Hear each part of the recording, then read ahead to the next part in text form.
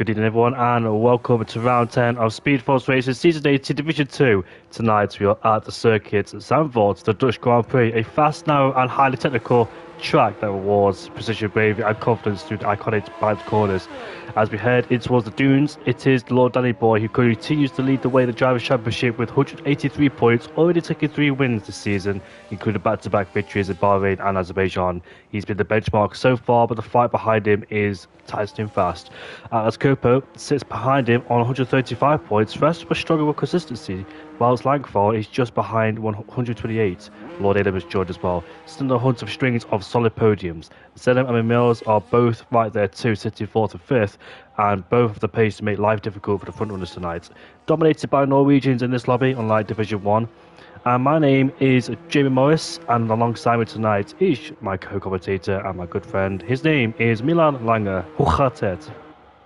Goed, thank you all, and thank you for that introduction. And it's a bit strange being back here after last week. I'm sure we'll mention it plenty of times in this session, but good to be back. It's been a while actually since I've been here for SFR. I think it's already a couple of months ago when I did one race as well. So I'm glad to be returning at my home track nonetheless. So excited to see what action we are going to see tonight around such an historic track. Zandvoort is, must be said, even though it's only returned like 4 or 5 years ago. It's going to be gone next year as well, after next year. But it's going to be good fun. I reckon tonight we of course have got 18 minutes of qualifying. I'm looking forward to who is going to be on pole position later on tonight. Of course, qualifying around this track might be a little bit more important than others because overtaking here is a little bit more difficult with the track being so narrow. And not many overtaking opportunities as well. Indeed it is then. So the first person out there, I think, is the Ferrari driver of Probelli. Last season's champion for Division 3, but he has struggled here in Division 2, a step up to the mark, and he's found a competition a little bit more difficult as well. And what a place to be as well on my return to Division 2 in the Netherlands, because of course I was only there a day ago. I was in the Netherlands myself, commentating for a 24-hour race. As many of you know, it's a 10.3 is the benchmark for Klausler, who is from the Netherlands himself. But Babelli makes his way now at the back corner towards the final corner. DRS wide open for the Ferrari driver as he makes his way towards the line. He goes, it's a 10.4 just behind Klausler. Now I've commentated for a 24-hour event. No matter how long this takes, with delays or anything, it will absolutely feel like nothing to me. I can do a long qualifying and a 100% race easily. It won't bother me no more. But Zeno goes quickest with a 9.7. He got disqualified last season because he went the wrong way round. He got spun out of turn 3. Or should I say, he spun himself out of turn 3 and unfortunately got disqualified. And this time he sticks it on pole. 2/10 clear of Atlas Coppa in P2. Both kick Saubers are looking very strong this season too, unlike last season where they did struggle. Atlas Coppa wasn't in Mercedes and he only scored, I think, 1 podium, where I think in the other Sauber, Lord Danny Boy only had 1 or 2 podiums as well. So now they lead the championship, which is a massive turnaround. Hicks goes up into P2 with a 9.8 just behind Zenem, and the Mills goes up into P4. Still teammates after being in the Ferrari last season too, when they both had ups and downs, both won a race and both picked up a podium, but a long ride of misery as well when they kept spinning out, etc. Zenem had lots of pace, but unfortunately couldn't use it to his advantage after spinning out all the time, which was a shame really, because I think he just overstepped it, pushed too hard in the Ferrari last season and just cooked his tyres too much in the race as well. But hopefully he does have that race pace consistency this season, and it was a bit of a meme as well, bit of a talking point. Every time it's a pole, let it race, put some fantastic overtakes in, he just tends to mess it up. But hopefully he can sort it out here, and he's going on provisional pole in first place. Few lap times coming in already, and only 3 drivers inside the 109s. Well, Emil's and Electro down very close with a 10-0, 16 and 0, 18. That is the ripple of Vince now crossing the line for what is going to be P6 with a 10.2 just ahead of his teammate, and that is Gax crossing the line at a Haas for a 109.7, 400ths of a second of provisional pole position right now, and that man is on the lap himself as well. He's already up by 1.5 tenths through the first sector in the V-Cup, making his way towards turns 9 and 10 to pretty similar corners, also quite tricky on traction as well as he goes on to the second DRS straight around this track, and now going towards the Hans Ernst chicane. Turns 11 and 12, very tight on the inside. You have to be around here and get the best possible exit.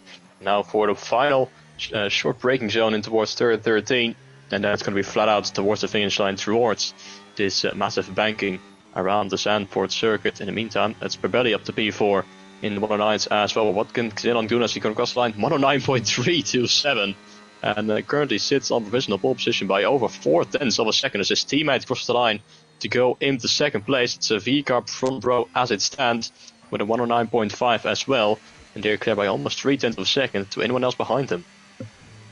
I think I think it was Atlas Copo who just saw there, just dive off into the pit lane. He was attempt up in the middle sector, but I think he messed up in the final part of the lap, hence why he's back in the pit lane. So Racing Bull looking very strong. Plus, they've done multiple laps on the same set of the soft compound tyres, which indicates there is plenty more to come for the Racing Bull team as Keith makes his way around the final corner. Here we go in the Williams. Let's see what he could do. He goes up into P6 and just behind Perbelli there in the Ferrari. Great effort, by the way, from the man who won the championship two times, in Division 3. He's up there in P5 in the Ferrari. His teammate is Martin, another handy driver as well. On his day, he can be very quick sometimes.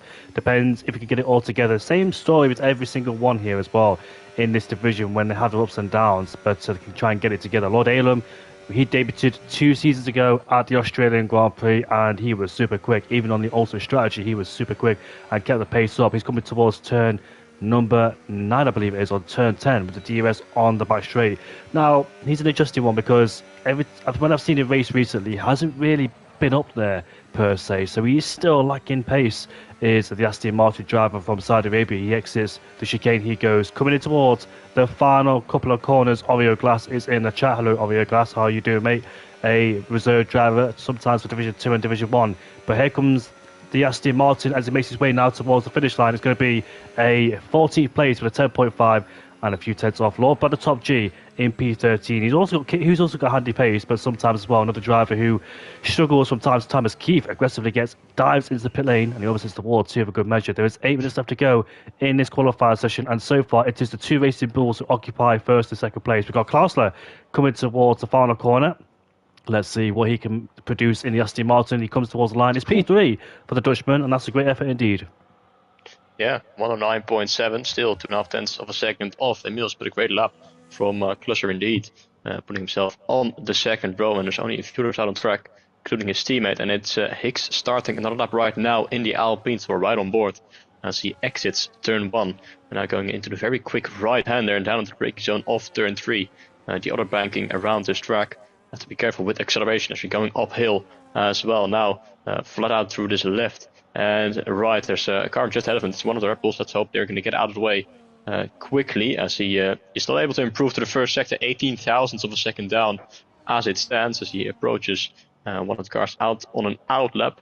I think it is John in P11. Let's hope they are going to get out of the way at the moment. Still just in front of, there he goes, putting to the right hand side. If we exit turn 10, oh, bit of a moment, hitting the inside curb there, and the rear end just unsettling a little bit from underneath the Alpine. Let's see if he's lost time with that. Yes, he has 3.5 tenths down through the middle sector. It's going to be difficult now to find an improvement in that final sector, which I think is the shortest sector around this track. So I wouldn't be surprised if you see him pulling back into the pit lane at the end, as I don't think he's going to be able to go any quicker than his 109.8 he currently has set, and there he goes, pulling to the right hand side on the start-finish straight and to go back into the pit lane. He's not the only right now out on the track. We saw the Red Bull of John now starting his final lap, but his teammate is out there as well. Dylan Vince now making his way in towards the final chicane. He's up by 5/100ths of a second through the middle part. Also the V-Carbs out of track on and out. We'll keep an eye out on them in a few moments time, but Dylan Vince is going to round the final couple of corners, and he's backing off on the exit, so he must have lost a bit of time. Let's hope he's going to get out of the way of one of the Mercedes there. That is trying to hitting grass on the inside, spinning around across the straight into the wall.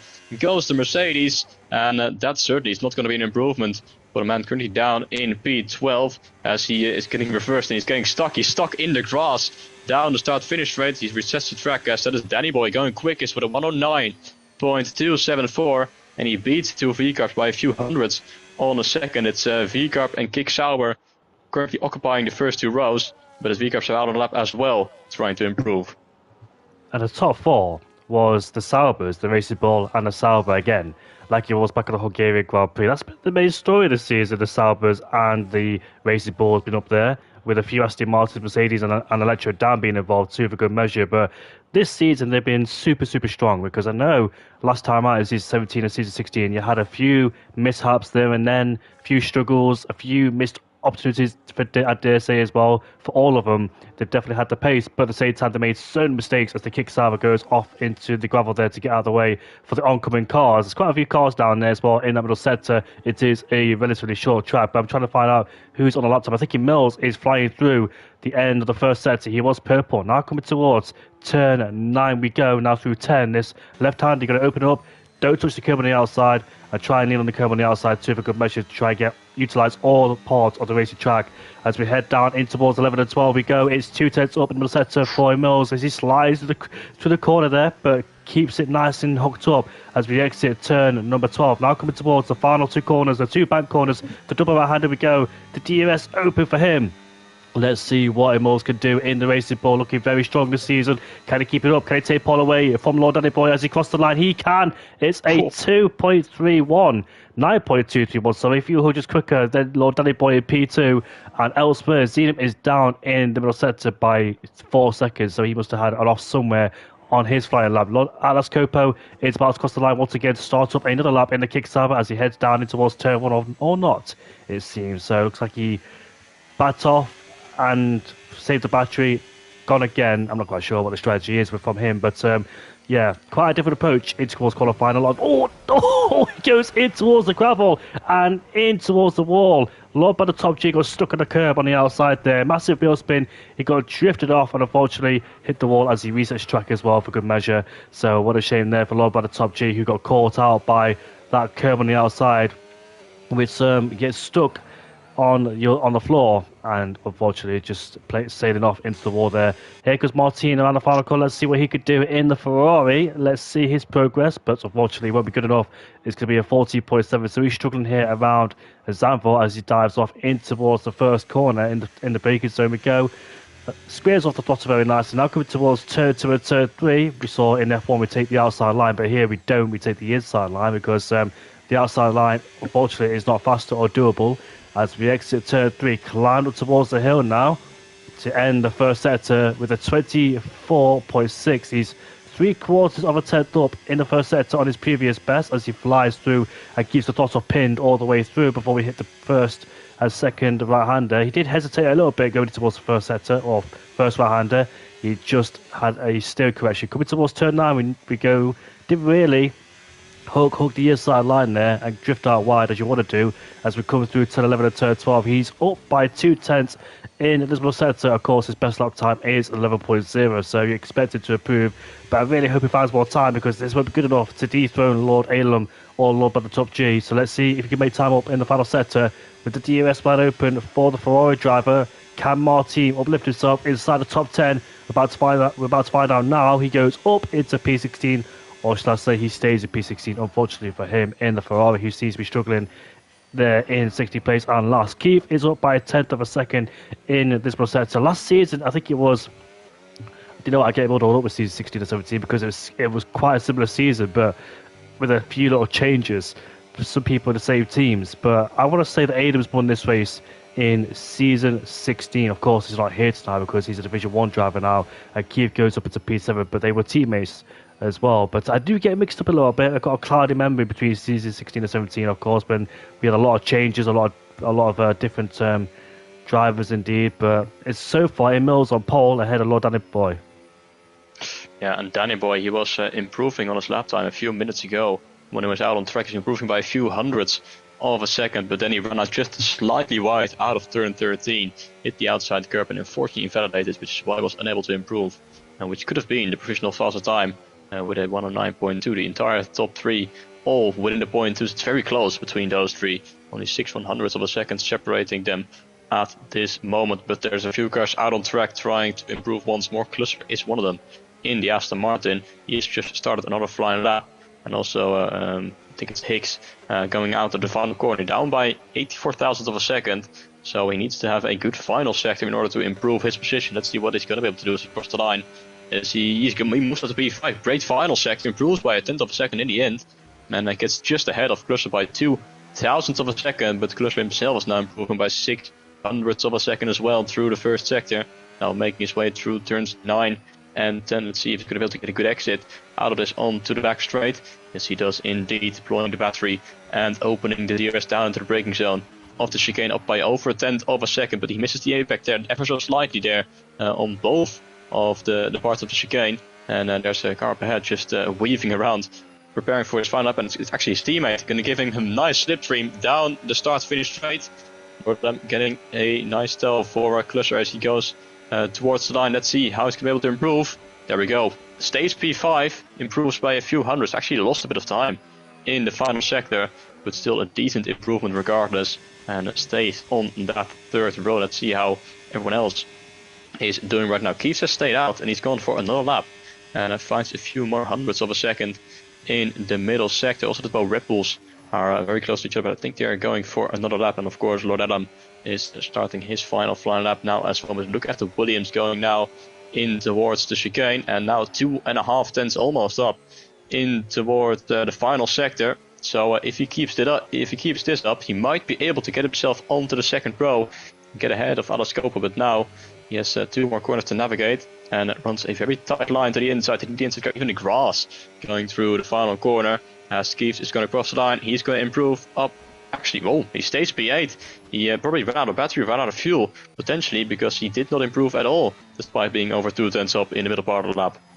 The two Racing Bulls are currently on their flying lap towards the dying stages of this qualifying session. Zenium took a lot of curb on the outside in towards turn 10. He's down in the sector again by 1800 per second, so it's the same margin as the first sector. Dips the wheel in the gravel there, but it won't affect him too much as he rotates the car very nicely, coming towards the final couple of corners. Zenium got disqualified here 2 seasons ago, but let's see what the Racing Bull driver could do now as he heads towards the final corner, as he crosses the line. What lap time is this going to be for the Racing Bull driver? He goes quickest with a 9.0. Wow. He gained time in the last sector. It's the Racing Bull 1-2. Fantastic lap time, but it's not done just yet because his teammate is coming after him. A bit of a moment in towards turn 11 there, going through turn 12, just lost the back end ever so slightly as the rear end just complaining a bit on entry. Coming towards 13 and 14, the final 2 right-handers we go. Can his teammate take Paul away from him? We're about to find out now as his teammate crosses the line very soon. Is this Paul back? It's going to be 1300 of a second between those two, and Williams has become a cropper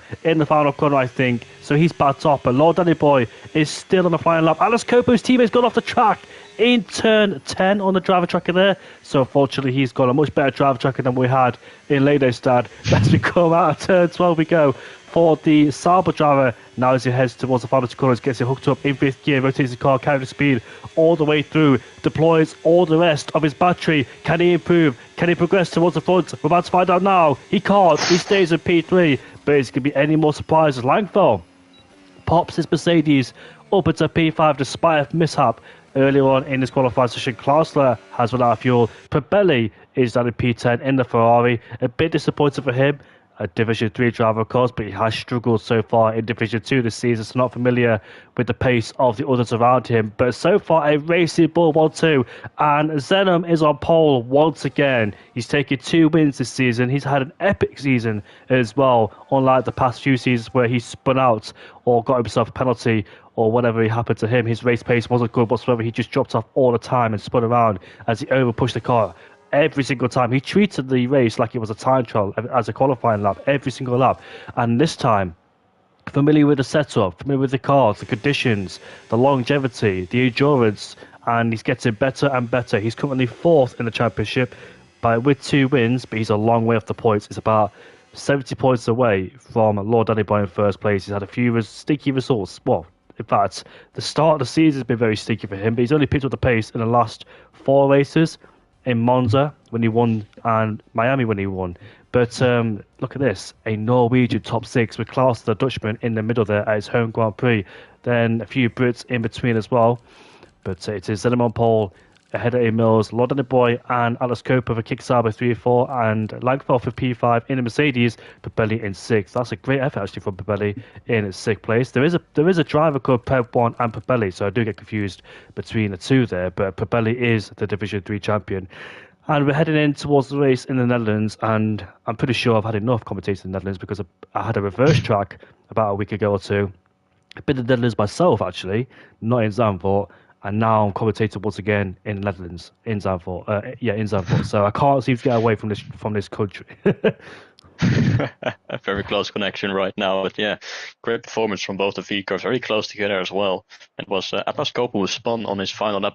Saw it happening, going in towards turn 10, slid backwards in towards the gravel top. He's actually improving by over 2 tenths in the first sector. A real shame. So it would have been interesting to see what he was going to be able to do in the other kicks out, but he still lines up on P4 just alongside his teammate. So the two V cars and the two kicks hours covering the entire front, the entire top four in this race. It's looking quite overcast, must be said. Not something we're not used to either here in the Netherlands, especially last weekend as well. So plenty of rain. As Probelli has left the session, let's hope he is going to be able to rejoin in time. What I do will say though, he's going to be missing the start at least. He's only going to be able to join just after the start, so that is unlucky for the Ferrari driver starting in P6. So let's hope he will rejoin soon and won't lose too much time off the start. But looking at this race, I think it's probably going to be an easy one stop for the majority of this track. So mediums to hards, hard to mediums, whatever you want. But of course, let's see what the V Cups are going to be able to do. Are they going to fight each other out of the start, or are just going to follow each other closely and maybe fight it out towards the end? Who knows? But either way, it's going to be an exciting one for sure.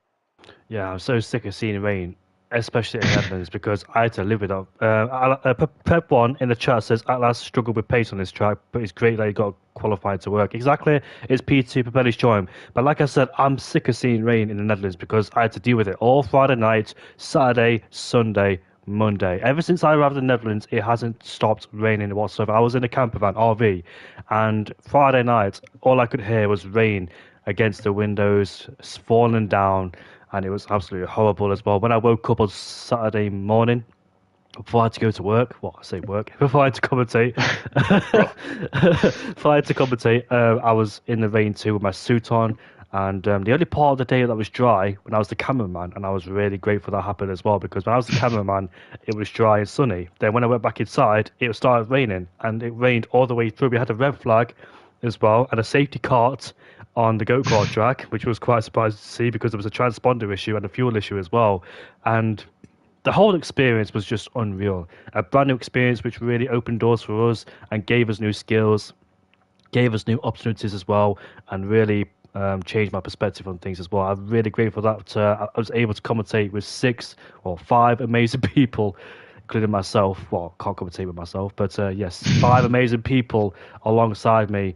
And it was such a joyful, amazing experience. And despite the weather, the chaos, the rain, the disruptions, the transponder issues, the stream issues, it all just was amazing. And I never experienced anything like that before as well. I would do it all again. And that's the fastest 24 hours I've ever had in my life. Or maybe it is the fastest 24 hours I've ever had in my life, because it feels like I was barely there, despite me commentating and doing the camera work and spending time with friends and talking to people, etc. I definitely had a lot of fun on camera. But this 36-lap race will feel nothing to us, especially me and Milan, because we've commentated for nearly like so many hours. Yeah, it's on Saturday night I went in for like a 4 or 5 hour stint towards the end. So this race, which is going to take about like 45 minutes, I think. So it's going to be flying by for sure. But I think we'll be having a lot of fun either way. So we're on this formation lap right now. Let's take a look at the tires real quick before we start off this race. The entire top 5 starting on the mediums. In fact, the majority on the mediums, as the Mercedes has already just been disqualified from the formation lap. But only a few outliers here on the hards. One of them is Probelli. I wonder if he had a choice in that. Can he if he take his control of his car information? I'm not quite too sure, but he still hasn't been able to. And the others on the hards are Electro down in P11, and Dylan Vince in the Red Bull in P13, Lord Brad at the top in P15, and Martin in P16.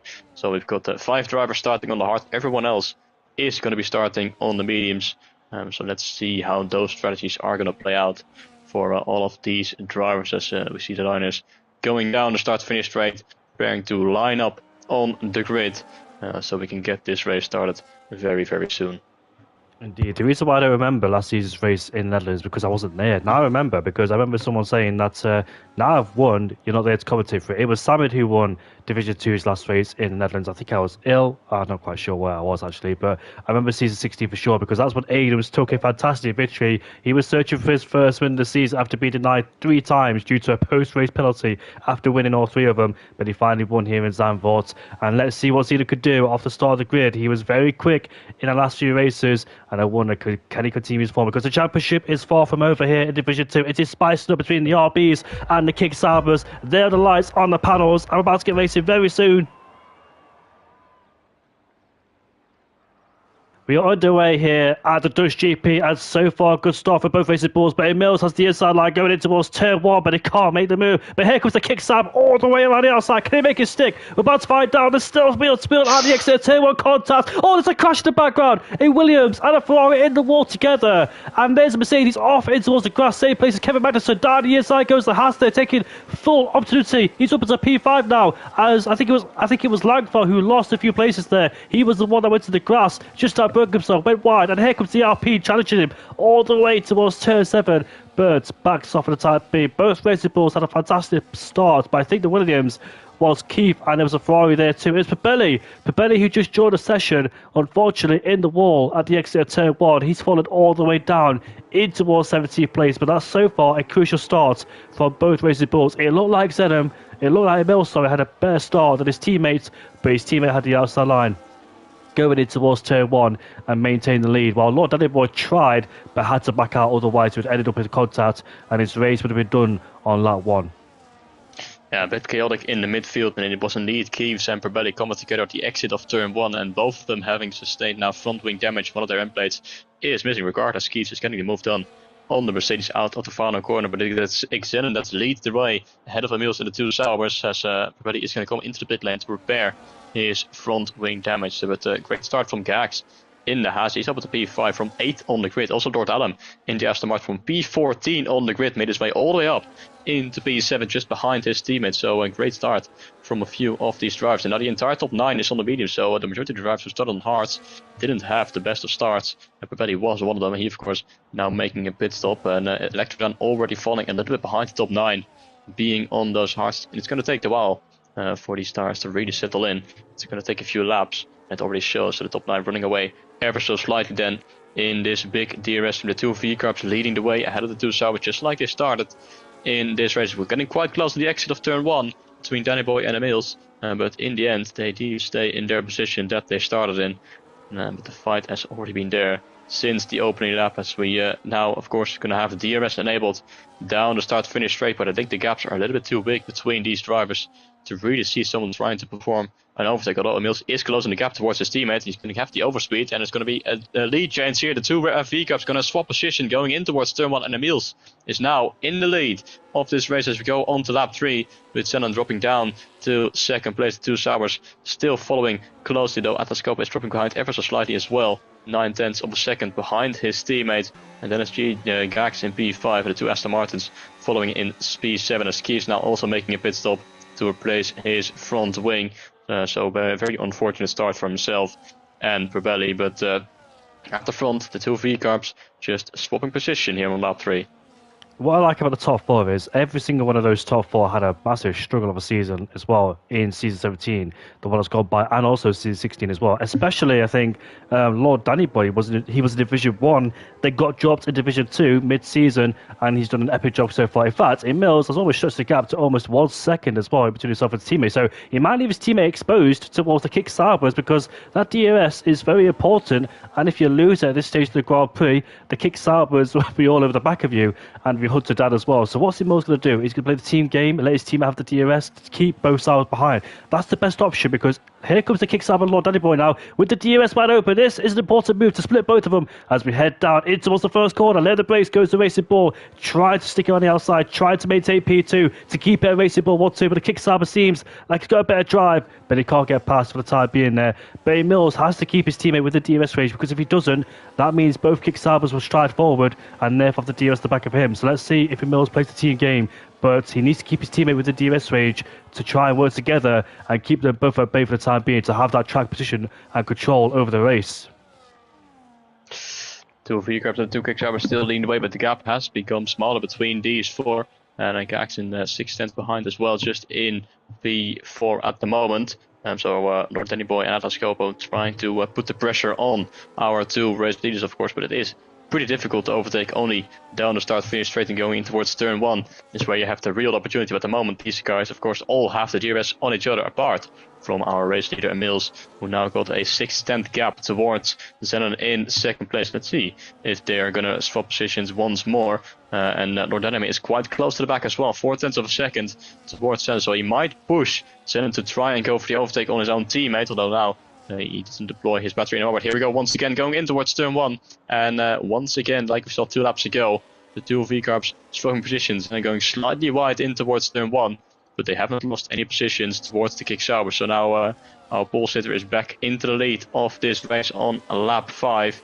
Atlas Copper also trying to close that gap towards these guys. Well, Alex Verdaan, he's now 3 seconds behind. Yellow flags are out on the exit of turn 1, and it is Martin spinning out in his Ferrari. Don't think he's got front wing damage, but he's lost a lot of time with that, so not a great start at all for the two Ferrari drivers here at Zandvoort. We started on the hards as well, struggling for grip, it seems like, as a fast lap just been set by Keys being still in the fight with Pabelli after they both went off on the opening lap, but both Ferraris now well outside the top 10. But now it's Zenon leading the way once more, just ahead of his team, and then the two Saubers still following the way, but unable to break through. Of course, the Racing Bull team has Isaac Hadjar, and congratulations for his first podium in Formula 1. It took him 15 races, well, it took Nico Hulkenberg 15 years to get his first podium in F1. But here comes the Racing Bull then. I think this is the best thing to do, swap places every time, but don't squabble in the braking zone, because that's where they lost the time, especially Zenon in towards turn 1, who went very wide, but luckily kept his place. So I think it's a very, very wise thing to do for both Racing Bulls. It's in their best interest, really, try and swap places and fight out later in the race too to decide who wins the Grand Prix. But I love this team battle. We've got Electro Dan versus Dylan, who goes around the outside in towards 2 and 3, has the inside for turn 3, and gets ahead of Electro Dan for the time being. The Belgian driver doing a good job. He's inside the top 10. And unfortunately, they're way far behind as well. They've dropped out way out of DRS range of the guys in the top 9 on the mini-car power tyres. It is a preferred one-stop strategy, but some people might fall into the trap of a two-stop. I did a one-stop strategy a few weeks ago here at the Dutch GP, but unfortunately it didn't pay off because my tyres were just too old and just fell off the cliff dramatically. There was no safety guards to help either, and you want to be doing the one-stop strategy, but it's all about time management as well. Don't take too much out of your tyres in the first stint. Looking after them, treat them well, and that's why it's very important to manage in the first phase of a Grand Prix and not push too hard. I know in a race it's quite juxtaposition, oxymoron, because you want to push as hard as you can, but also manage at the same time as well. Zenon and Emils once again swap places with Lord Danny Boy, just looking to see if there's any chances to get past one of the Racing Bulls, to split them both up and have a go at one of the guys as well. In the background, we've got Gags KK, who's doing an excellent job once again. He was a Division 1 reserve driver in Baku and Baku, and he did an amazing job as well. He finished in 11th place as well amongst the Division 1 drivers who were very quick. And he's done a good job this season. Ever since he appeared 3 or 4 races ago, his best finish, I think, was P7 twice. And now he's P5 in the Haas. He's always been one to watch out for as well in the Haas, just sneakily, silently, just hanging around there in P5 with both Aston Martins right behind. Lord Aylan with a great job again, great start. He's up into P7. Langfell, who dropped down due to his mistake at turn 3, where Kevin Magnussen went off back in 2022. And rejoined the circuit. That's where I went off as well in my last league race around here at the Dutch GP, because somebody hit me at the back, and it was somebody in this league. I think his name is Stravatsa, who took me out that day. Shout out to Stravatsa for taking me out there in turn 2. Lost me a lot of positions and cost me my race. But here comes Emils, and look at this. Danny Boy might have a chance now with the DRS on the back of Zenon. He could have split them both up, and he does. He puts himself up into P2, goes a bit wide, but should ideally have a better exit. And here comes Gags KK versus Karsler, the Dutchman versus the Brits, as we go side by side in towards turn 2. The Dutchman powers his way up into P5. Here comes Lord Aylan. What a move, if he can make it stick. And yes, he does. That was a fantastic move. Just set one of the inside, and it worked. What a fantastic move there. And Gags, unfortunately, got swallowed up by those two. Karsler is outside the DRS range of the top 4, so that may be a problem for him if he can't get himself back within DRS range of the guys ahead, who are just so bunched up. It's been the story of this race, the narrative this season, of the top 4 being so close between Sauber and the Racing Bull drivers. Yeah, that moment between the two Aston Martins and the Haas of Gax was all caused by a mistake made by Gax on the previous lap going in towards chicane. He went slightly deep and hit the gravel trap on the outside, which caused him to lose a lot of speed and caused him the Aston Martin of Clutch to be very close going onto the start-finish straight, and Clutch then sent one to the inside. And then, of course, we saw a great move from Lord Alam. 2 corners later in turn 3, so unfortunately Gax could start way about into the P5 from 8 on the grid. Becomes a little bit undone as he drops back down to 7th place. Are we going to see a potential lead change once again? Danny Boy is close to the gap, thinking about a move, but not quite going to go for it.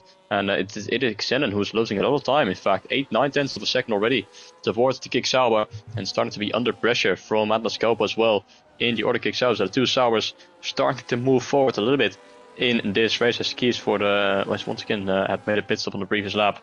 Down in 17th place, but like I said, Cluster, he's dropped outside DRS range. 1.3 seconds is the gap between himself and Atlas Coppa, and his teammate Lord Alam is very close behind as well. So you might see these two swap around on the next lap, and then Gax trying to get back into the rhythm after losing 2 positions on the previous lap.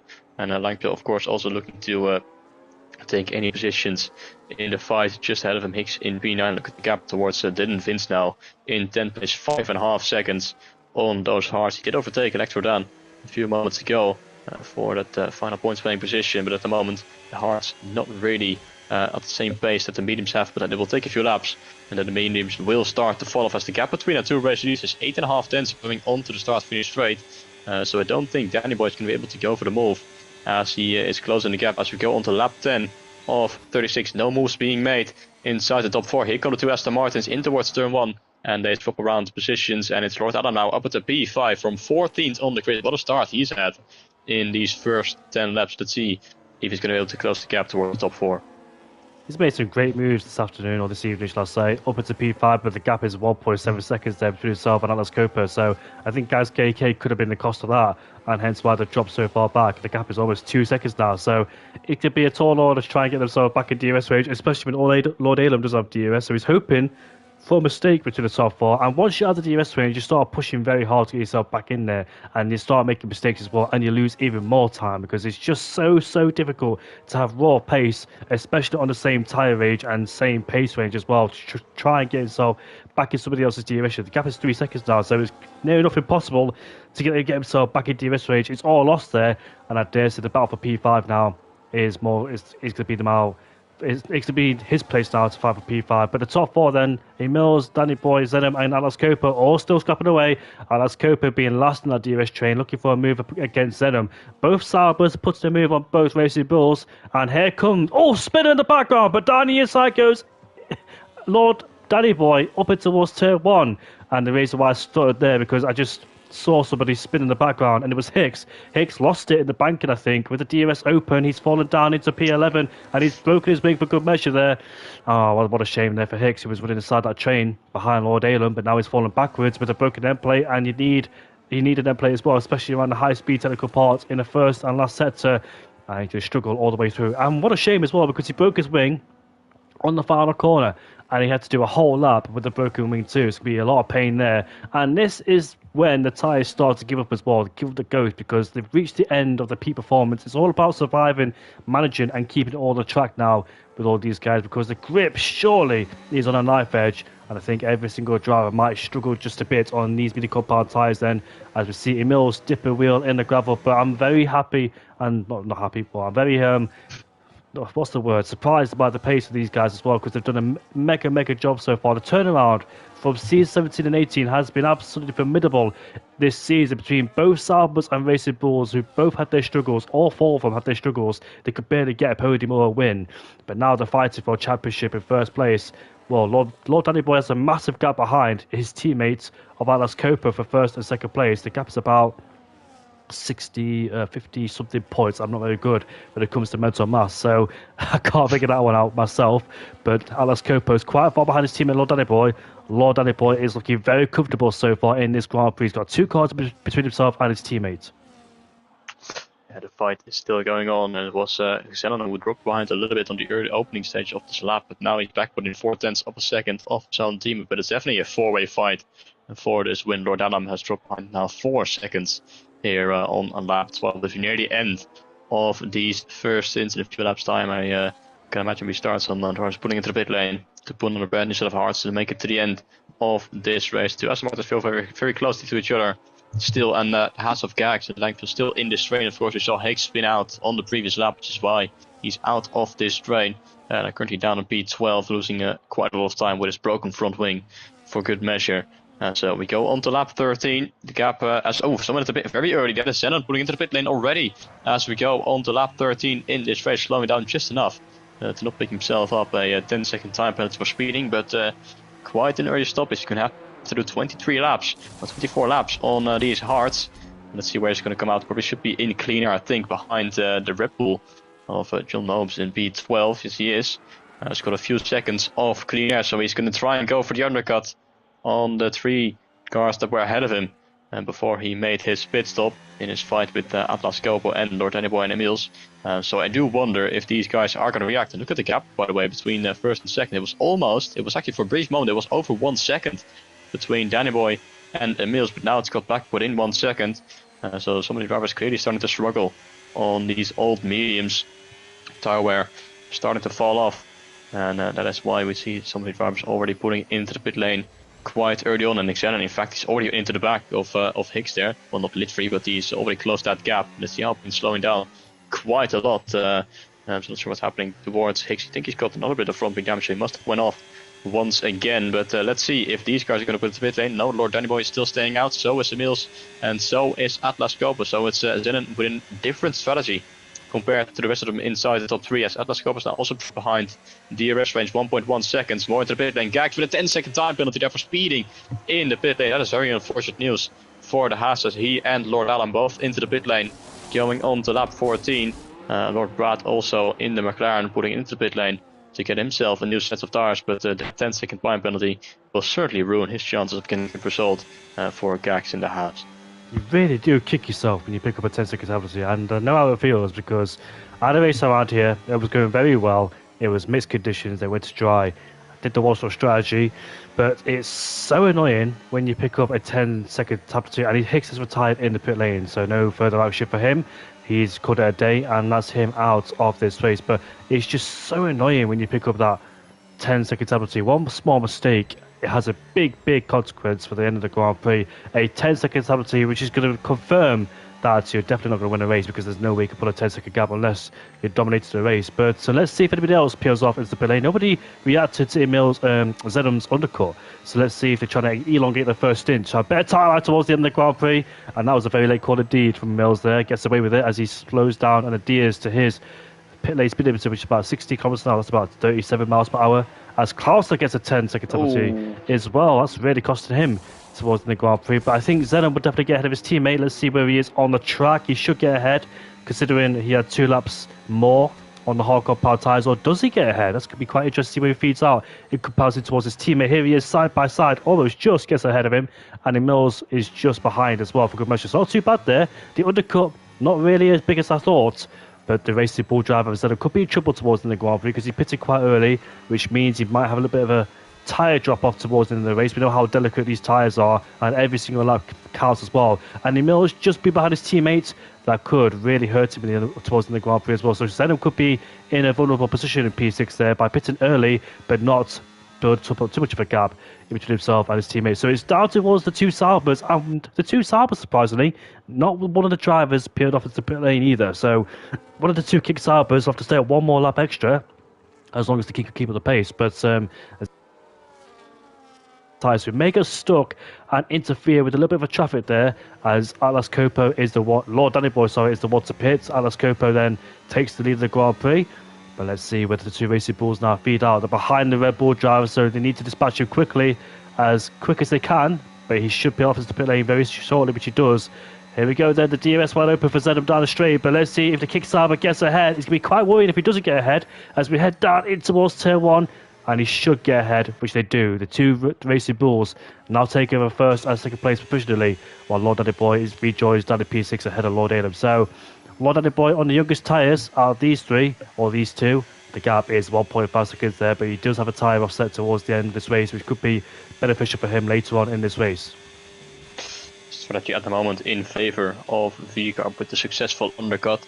But Lord Danny Boy and Atlas Copper will have the tire advantage at the end of this race. But at the moment, Danny Boy is not within the DRS range of Emils. The gap's 1.3 seconds between those two. We're going to wait and see when Atlas Copper pulls the pit. For sure, he's going to do that at the end of the setup, having done 15 laps on his medium. He should be putting to the right hand side and straight into the pit lane to put on a random set of hearts as well. But he will come out behind his team, and presumably as he enters the pit lane right now, that's obviously going to get it slowly down in time, and he does very nicely indeed. So our new race leader for a brief moment now putting into the pit lane as well as we go on to lap 17 of this race, which is going to give the lead of the race to Dylan Vince and Electrodan in second place, of course, both having started on the hard compound tire, as I think the two V-Carbs swap position once more. Emils now ahead of Zenon, but there we see Atlas Copper coming out behind his teammate in what will be P4 once the top two put into the pit lane as well. But Atlas Copper still within DRS range of Lord Danny Boy. He didn't lose any time on his in-lap, it seems like, though now he loses a slightly bit of time as the stars still having to warm up, of course, takes a few laps to really getting into that rhythm of those stars. And Lord Danny Boy is desperately trying to get within DRS range of Zenon. The gap's now 1.1 as we go through the middle sector, so he is closing that gap. He gained a few tenths already on the previous lap, showing the pace already on these hards right now. But Zenon is within the DRS range, and they're starting to close up to those two race leaders as well. So that might throw a bit of a spanner into the works here for these guys' strategies, because it might help the two Saubers closing up the gap if they get stuck a little bit behind Dylan Vince and Electrodan, who want to stay out for at least a few more laps to make their strategy work.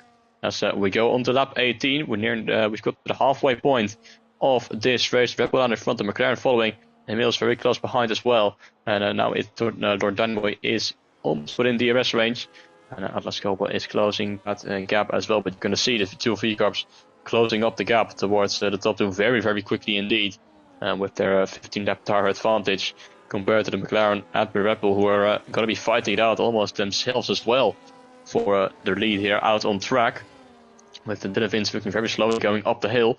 Electrodan very close behind as we go through Schijfvlak in the middle part of the lap. Now Emils is within DRS range as well, whilst Lord Danny Boy is within DRS range of Zenon. So it's a huge group now forming here at the front behind these two. And at the moment, I don't think he's going to be able to get past, and he's going to have to wait until the start-finish straight to put any move. But it's a bit of a moment for Electrodan out of turn 10, and Emils is trying to close the gap. Is he going to dare to send it to the inside? Not quite. Doesn't want to take that risk right now. But these guys are very close to each other, and they're definitely starting to lose time now towards the Saubers behind. Yeah, these two are going to have to get past the top two quite quickly because they can interfere with their battle. So let's see how difficult / easy it'll be to overtake these two. With the DRS open, how hard is Electrodan going to defend against this one? As the raceability of Emils gets closer and closer, but not close enough as we head down towards turn one. You've got to be very careful not to make contact, especially with somebody in a difficult race. These two in a completely different race in comparison towards the Racing Bull, but the Racing Bull stuck behind, which gives the Saubers all the encouragement they need to get closer and closer. So they're still stuck behind Emils and Zenon, and this could really hurt their race and bring the Saubers back together. Atlas Coppo's dropped away quite dramatically, but he might gain some time back because Emils is stuck behind Electrodan. This can be quite painful as well, while Zenon's there all the back of two. He goes wide, and Zenon backs off there, which could give more Saubers a chance to get closer and closer. Atlas Coppo was 2.9 behind. He's 1.8 behind. They've lost a second already towards Atlas Coppo, and that could be hurting towards in the Grand Prix as well. So they need to get past quite quickly, but they're being too passive about it. Not go for the attack. They've got to go for the attack, but at the same time do it cleanly. I know they don't want to make contact with them, but at the same time they've got to do it for their race. But now we're headed towards the final two corners. Let's see if Emils this time can get past. Otherwise, Zenon's coming past, and Atlas Coppo might be coming past too. And Danny Boy. Here we go with the DRS and battery.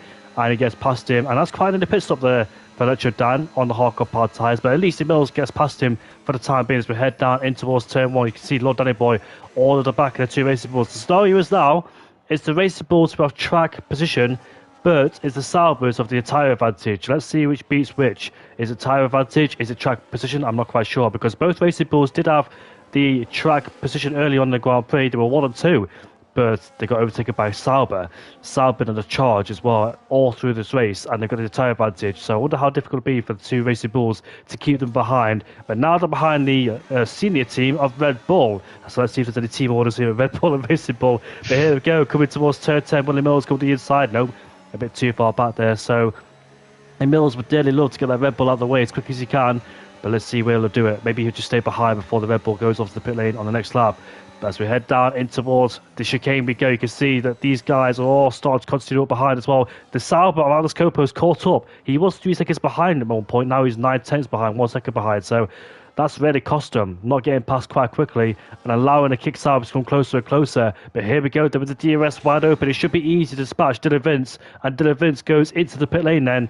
And that was easier said than done. But here we go with the kick Sauber as we head down towards turn 1. And the kick Sauber can't make a move, but this has brought the kick Saubers close together and the two Racing Bulls close together. The top four as they were, fights out for first place. This could be super interesting towards the Grand Prix to see which driver wins this race.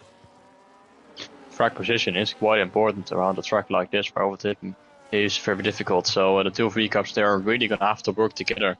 Because if they stay like this in 1-2 formation, it's going to be very difficult for like the Danny Boy to get past.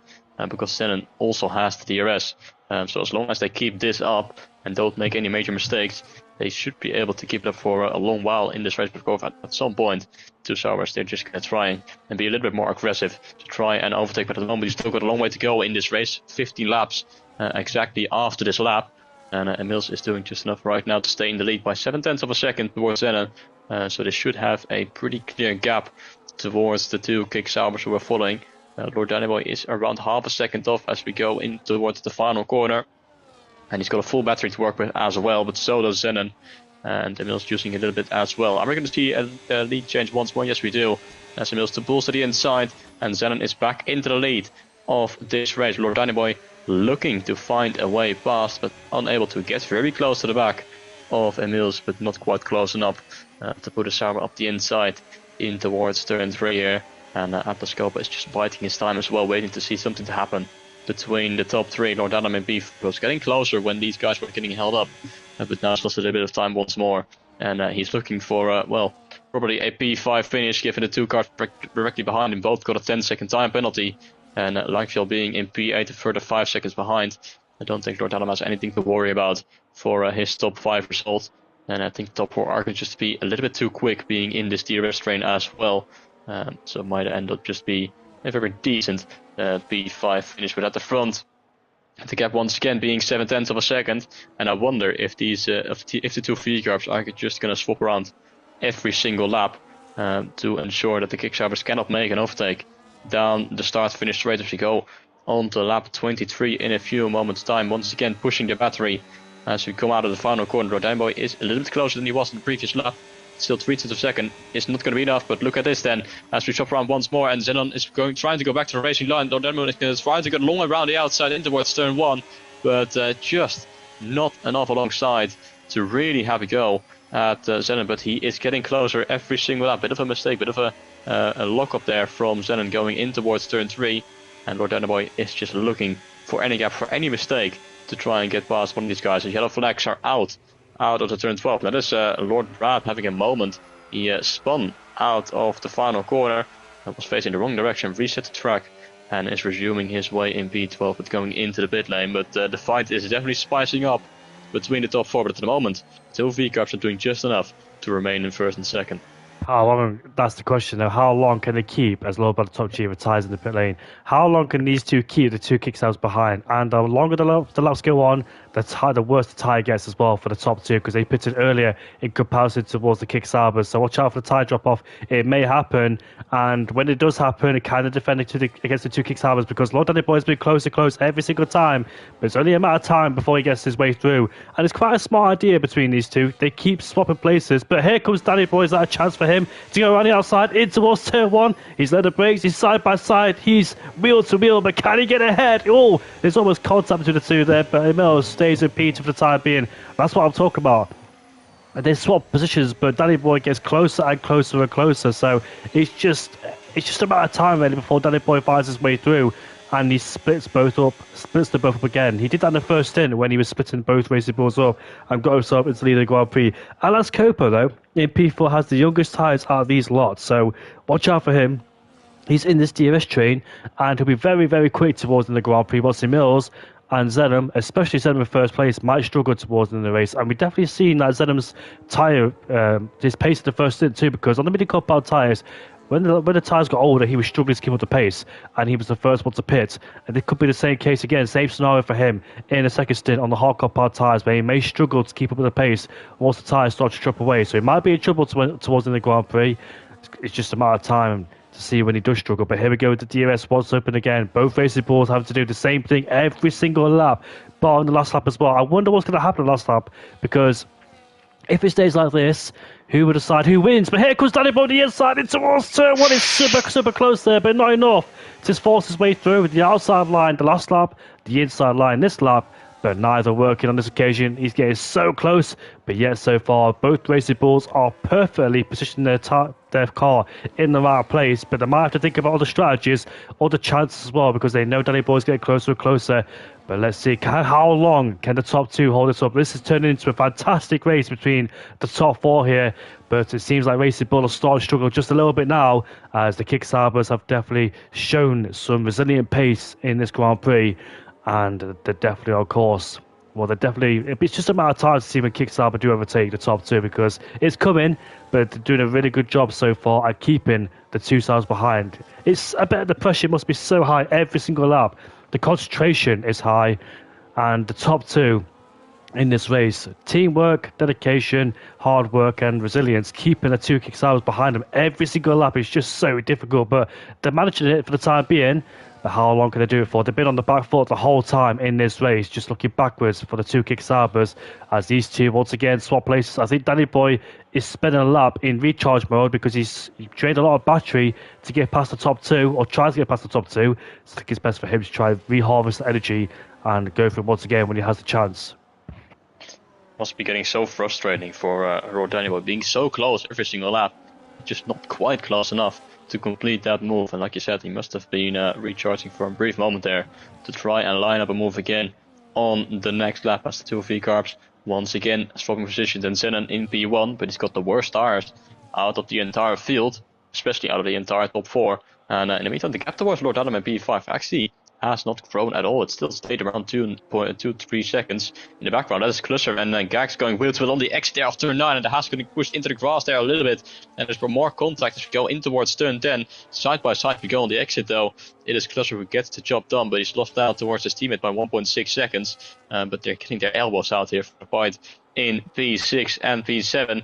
And these two drivers who both having picked up a 10-second time penalty for speeding in the pit lane. But they're still fighting it out here on track right now. Whilst they should be worrying about not having creating a gap of over 10 seconds towards the guys behind. It's a fast lap race being set there by Zenon. 12.6. This lap they're not changing position between the top two. And they are between P6 and 7 once again. Gax and Klusser going side by side on the exit of turn 1. Now going side by side in towards turn 2. Very fast part of this track. My goodness, but they're fighting that on the exit once again. And this time it's Gax who just gets ahead. But look how much time they've lost towards Lord Down. Now 2 seconds between these two as Klusser has dropped down to P7 again. But they're fighting out a lot, and they are losing out a lot of time towards the likes of Langshell and Dylan Vint. Dylan Vint, of course, he's on the mediums. He still has a long way to go though, on these mediums. He's going to have to do around 15 laps at least on this set of mediums. But he's going to struggle at the end of the race. But at the moment, he is getting himself within 10 seconds of the likes of Gax and Klusser, so he might be able to get ahead of him at the very end of this race. But at the front end, things have remained unchanged for the past few laps, with Zenon in the lead by 0.8 of a second now. And it's Danny Boy getting closer once again, 0.5 of a second as we go on to the start-finish race. But of course, Emils has the DRS once again. Are they going to swap around going in towards turn 1? No, they are not. Danny Boy has having a look. Potentially sent one to the inside in towards turn 1, but just once more, not close enough. And it's Atlas Cope who is dropping behind a little bit as well. 1 second is the gap between the two Kicksabers.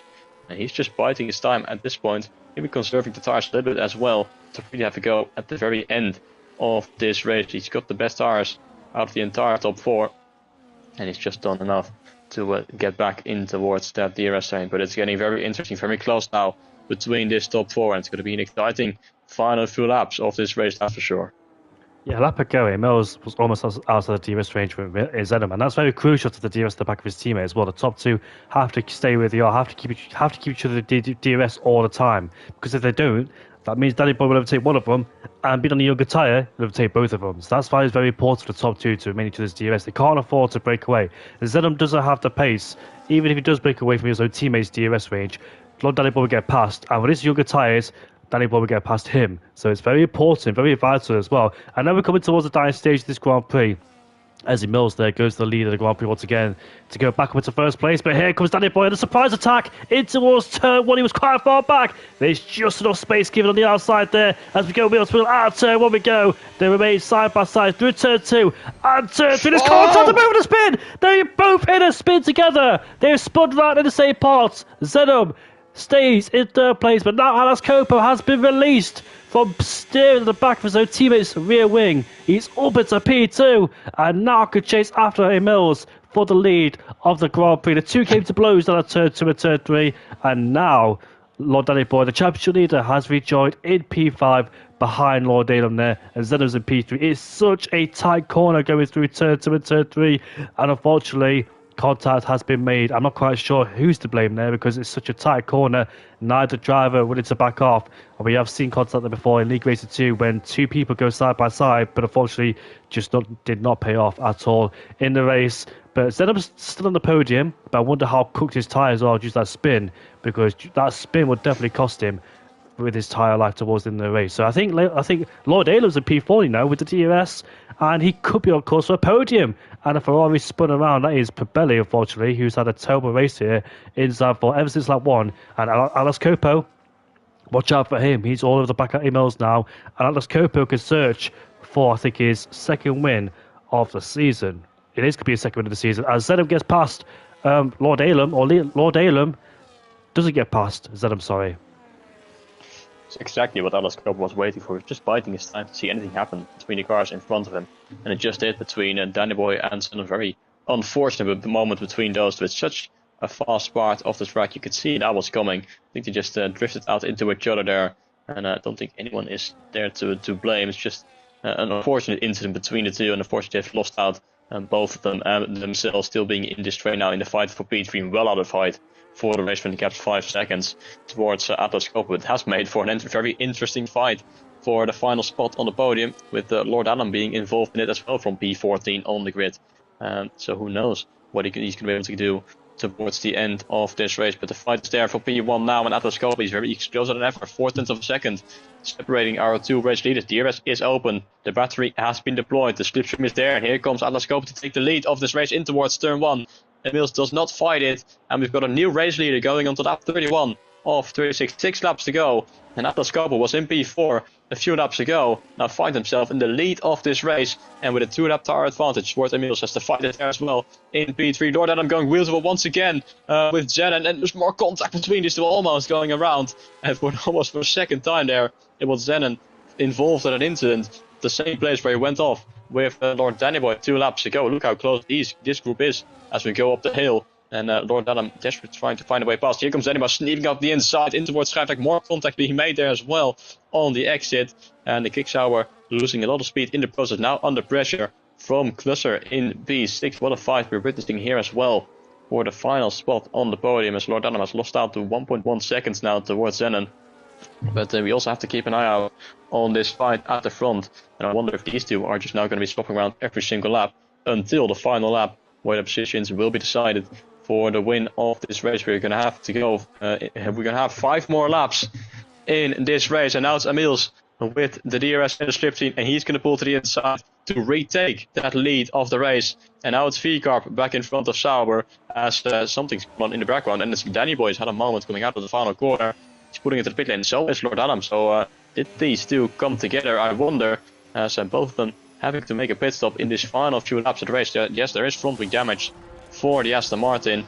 Is there damage as well to the Kicksauer? I think there might be. Yes, there is front wing change. So a very, very unfortunate moment for previous race leader Lord Dannyboy and Lord Adam, who was in such a great position to get a good result from 14th place on the grid, and they haven't even changed this front wing to make matters even worse. The Aston Martin being sent out on track in P10, still with that front wing damage. Very, very unlucky indeed. Yeah, it is. So they both got for wing damage there. It was a very optimistic move there for London Boy to sneak up the inside into towards turn 7, but unfortunately didn't pay off. That's the championship leader, by the way. And if Atlas Cooper wins this race, and that'll bring the deficit down to himself and his own teammate, Lord Danny Boy, with things running smoothly. But that contact in towards turn 3, turn 2 and turn 3 has cost him dearly now, and he will lose a lot of points in the championship. Plus, there is 9 more races left to go after this one here in Zandvoort. So Atlas Cooper all of a sudden licking his lips and seeing himself with a big chance of winning the Grand Prix and clawing back some points from his teammates. Atlas Cooper's in P2 right now. He's got younger tyres in comparison to Sporting Mills. Zenham's on 20 lap old hardcore power tyres. So I'm quite concerned about his tyre life. I know on pad it is difficult. I think he's a pad driver himself. And when I experienced it on the pad, when it came to this sort of tyre age, my tyres definitely started to drop off. And let's go down to the pit lane too on 13 lap old mini compound tyres. So I'm quite surprised he's on the soft compound tyres. Lord Davis retired in the pit lane because his team members didn't change his front wing. You've got to put it to yes. You can't put it to auto because I don't know why, despite having front wing damage, you expect to change it. But for some reason, if you don't put it on yes, it doesn't change. Obviously, if you put it on no, then it will definitely not change it. But on auto, you can't rely on it. So you got to manually do it and put it on yes. And it only changes the front wing if there's significant damage. But unfortunately, missing the end plates is not significant damage in the game's eyes. So that's why it doesn't put a change of front wing for you. Klausler, though, on his home Grand Prix, I think he scored P3 2 seasons ago. Electro Dan was chased after him, and then he spun in towards turn 7, chased after a podium. But Klausler sits in the P4. He does have a 3-second penalty. Let's see if he does. No, 10 seconds. So he's spent in the pit lane. He has a 10-second penalty, and he could drop himself into P7 territory where Dylan Vince is. Dylan Vince on those old mini compound tyres in the 7th place there with Langfell in P6. Langfell has been a bit quiet in this Grand Prix, considering he had a great qualifying session, but unfortunately he dropped backwards on lap 1 in turn 3 when he went off the track. I think he just outbroke himself, went too wide, and unfortunately lost a whole lot of places and never recovered since and stood down in P6. It's just down towards the top 2 now to decide who will win this Grand Prix. It's Emils versus Atlas Cooper. And Emils, who sits P3 in the championship with only 1 win, whilst his team has 2 wins.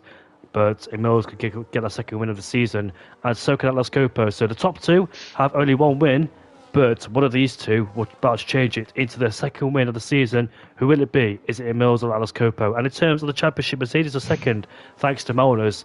But of course, Langfall and his teammates, Oreo Glass and P12, are way down the order. So I think that Racing Bull might take away P2 in the championship. Here comes Atlas Cooper on Emils going into towards turn 1. He takes the lead, and here comes Klaus on the podium. Do you know what? It would have been a great podium, but unfortunately he does have that 10-second penalty, and it's so frustrating now because he wasn't expected to be in the podium paid position, so that 10-second penalty wouldn't really bothered him. But now he's on the podium, he'd be kicking himself because a penalty, a small mistake like that has big consequences, and now it must feel a bit more bittersweet because being in P3 now must frustrate you with that penalty.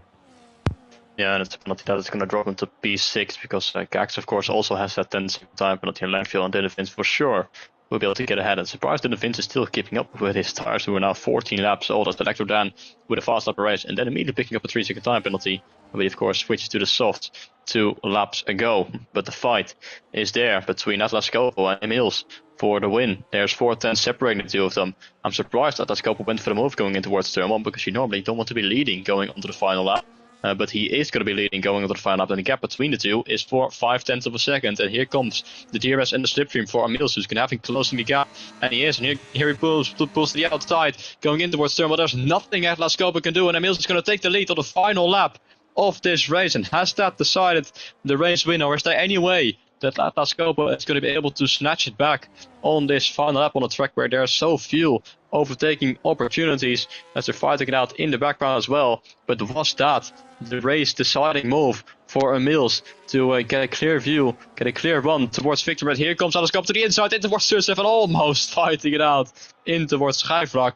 There was a half an opportunity for him to put his car alongside, but unfortunately he was unable to make it work. And I think that is going to be a clean run for Emils now to the end on this final lap, isn't it?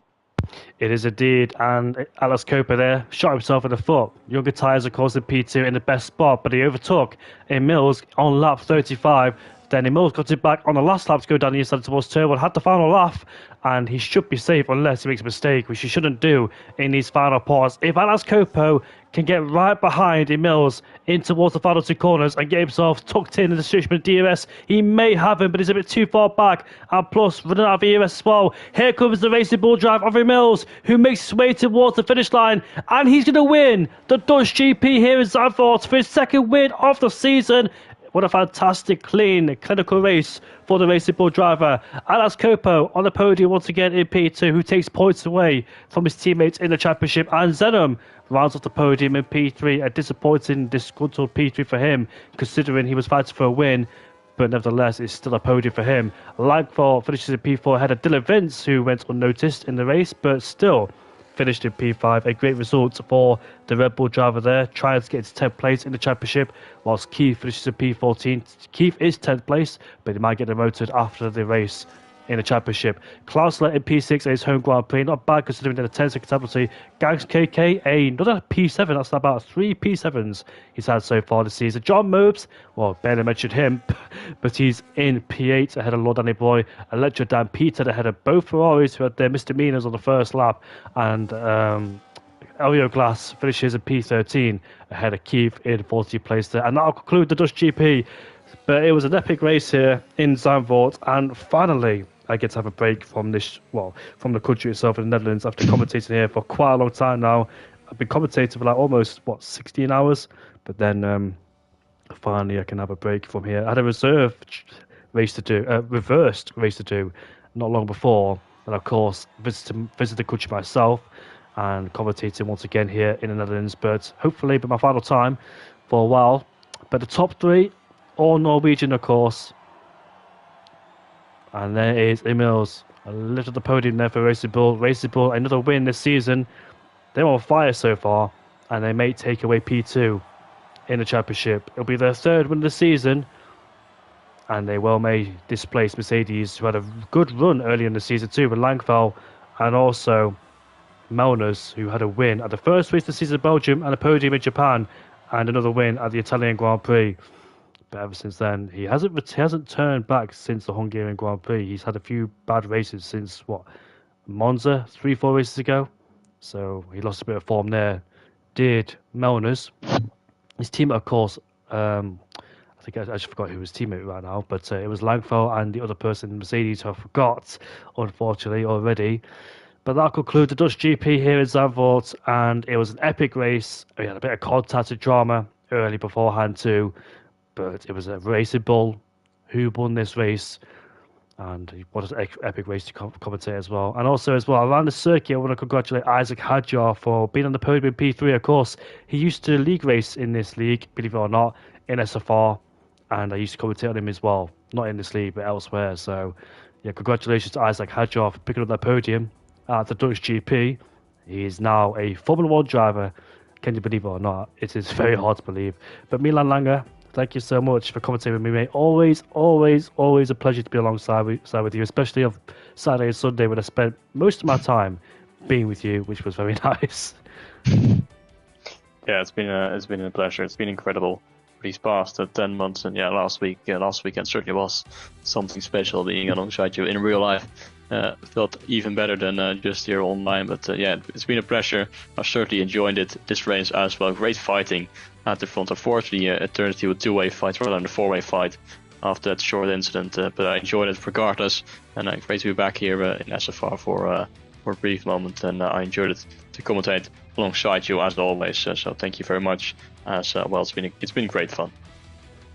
Thank you very much, mate. And like you said, a 10-month journey. Can you believe it? Like this time last year, we didn't even know each other.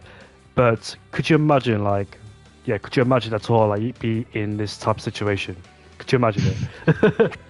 Not at all. Not at all. I mean, meeting someone and commentating alongside him, maybe, but commentating in real life, absolutely not. Was not on my cards this time last year. But I'm grateful that happened, and it was such an amazing memory. You're welcome, mate, and a pleasure to meet you 10 months ago. Of course, we started a journey together in different leagues and in real life too. And I hope for, obviously, we'll create a lot more memories as well. So thank you very much, mate. And the next race here in SFR will be at the Singapore Grand Prix. Of course, Formula One just passed there with George Russell winning that race with Verstappen and Norris in P3. It is a night race there, and it's prone for safety cars, so it could be chaotic. But join me back for Wednesday tomorrow at 7:30 for the Dutch GP. So unfortunately, I won't escape it, but I will after tomorrow. So I'll see you all later. Goodbye for now, and good night. Good night.